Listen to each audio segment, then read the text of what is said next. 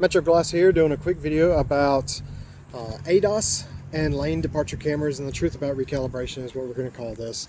And so, often I hear customers asking me and saying to me, another auto glass shop told me as long as the windshield isn't disconnected, it doesn't need to be recalibrated. Is this true? And that simply is not true. And the other question you need to ask them is, did you go to a class? Where is your certification to prove that you have the training to say that that is not true?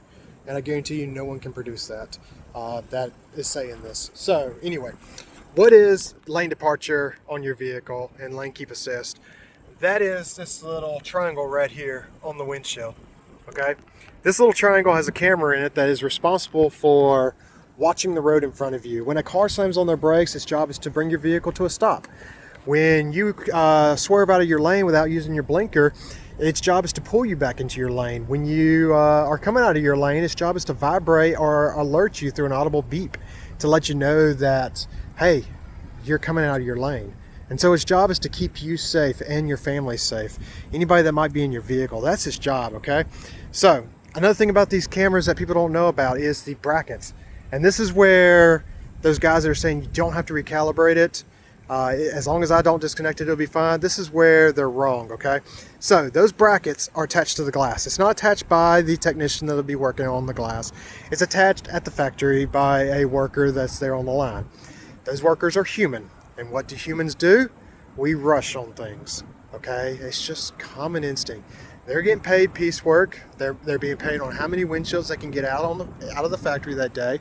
And so these brackets are not all attached in the exact same position. I mean by that is, I'm not talking about inches. I'm talking about on the microscopic level, okay? The microscopic position is what we're going to call it, okay? We're going to go that far. And the reason is because these brackets are holding a camera, and the camera's not looking just 1 feet in front of your vehicle. It's not looking 5 feet in front of your vehicle. That camera's looking pretty far away. You see that car down there? That's how far that camera's looking. And that car is probably 66 feet away from me is what we're going to say. So that's how far those cameras are looking. And it's making decisions for you as well based on what it sees, as well as what it communicates with the other sensors such as radar that's on your vehicle.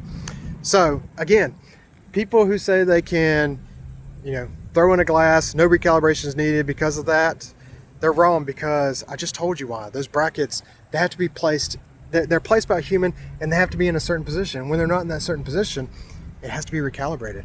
So the other thing about this is no technician can set this windshield right here in the exact same position. This glass has been replaced. It was not replaced by us because I didn't own this vehicle at the time. But now I own this vehicle, and the next time this glass gets replaced, it will be replaced by us. But if we go around and measure this glass, I guarantee you on the driver's side here, it's going to be a lot closer than it is on the passenger side. You see that? And the original glass, if I go find an OEM glass that was put in at the factory, which some factories are put in by humans as well, it's not put in by a machine, you go around and measure the glass. The glass is going to be in different positions on every vehicle. So there's no way that someone can set the glass back in the exact same position while also that bracket is also put on in the exact same position. So you got two things working against you there, okay? Two humans working against you there. So let's talk about that 66 feet, okay? So at 66 feet down the road, the camera is slightly misaligned. It may no longer be looking at your lane. It could be tracking the wrong area entirely. And the reason we say that is because, that's the truth. 1 degree off here at our windshield is going to put that camera at 66 feet looking at your lane and the lane right next to you. So now I'm not just seeing this car right here in my lane, I'm seeing the vehicle that might possibly be next to it. Okay, so when I'm coming up really, really fast, about to pass them, and I see that vehicle there in that next lane, my camera is going to be seeing that vehicle too. It could then start fighting me and applying brakes, thinking I'm going to crash into them. You see? At the same time, if that car in front of me was the same on brakes, my camera would only see half of that car. Might not recognize it, might not bring my vehicle to that safe stop. So now that just put my life in danger, and that just put my family's life that's in danger, that's in that vehicle. So, that's why we recalibrate. The scary part about this is most vehicles will not warn you when the camera is out of position. The system may appear fine until it fails when you need it most. And when is that? That's going to be during an emergency. Again, that crash. When you have your loved ones with you. Okay? This is why, again, we recalibrate. In many cases, the first warning happens after the wreck. Now, are there exceptions to this? Is there an exception to when the vehicle will actually warn you if the ADAS system is not working? Yes, there are exceptions.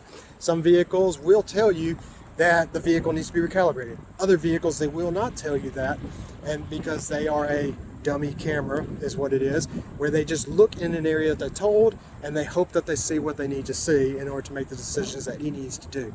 This is why we always recalibrate it, because not every vehicle is smart. Subarus do have a smart vehicle to them, camera to them, to where they are watching the road, and if it detects a flaw in its software, it will shut down the whole ADAS system, send you back to the dealer to have that recalibrated, or send you to that glass shop to have that recalibrated. Subarus are very smart.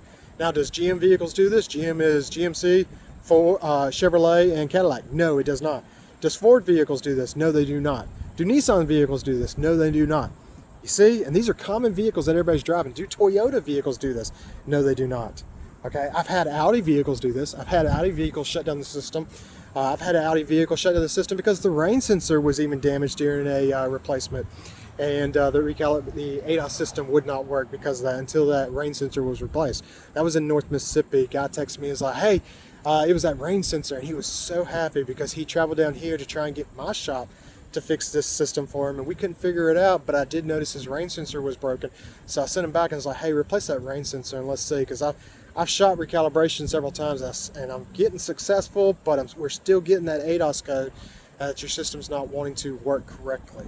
And so something's shutting it down, and it was that rain sensor. But anyway, guys, the long story short is, these guys telling you that you do not need to get it recalibrated, they're lying to you. They don't have the certification, they don't have the training, they don't have the true knowledge.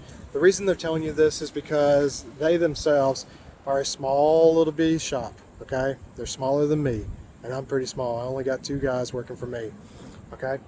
And these shops, what these guys are doing is, they're trying to buy your business real quick to get in and make that quick buck and then get on out of there. And they're hoping that you won't sue them in the long run, because you'd be none the wiser as to their mistake, as to their lie they told you. If they are lying to you, you can sue them for that too as well, because they just put you in danger, okay? So when it comes to these recalibrations, stop listening to these people that are telling you that there's no requirement to it. If the camera has it and it's mounted to that glass, it has to be recalibrated every time. Let me say that again. If your vehicle has this camera and it is attached to your glass, it has to be recalibrated. Non-negotiable. So, thank y'all. Y'all have a good one.